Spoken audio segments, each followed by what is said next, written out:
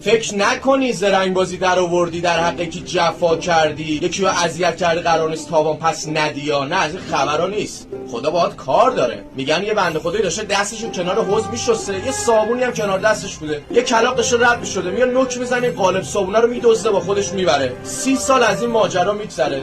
دوباره کلاغه یه جا داشته پرواز میکرده، میبینه یکی داره کباب درست میکنه، باز میره نوک میزنه کباب طرفو با خودش میدزده میبره تو لونش. نگو حالا به این کبابه یه تیکه زغال چسبیده بوده، زغاله میفته تو لونش و زندگیش آتیش میگیره و بچه‌هاش از بین میرن و میمیرن. پرواز میکنه میاد پیش کسی که ازش کبابو دزدیده بوده، میگه من ازت عذرخواهی میکنم، تو منو نفرین کردی باعث شد زندگی من آتیش بگیره. میگه اشتباه نکن، این آتیش گرفتن لونه تو بابت این کبابه نبود، بابت اون قالب صابونی بود که 30 سال پیش از من دزدیده بودی. عزیزم یه موقعی کوچیکترین صبر خدا 30 سال طول میکشه، پس فکر نکن میتونی بزنی فرار کنی، خدا هم باهات هیچ کاری نداره.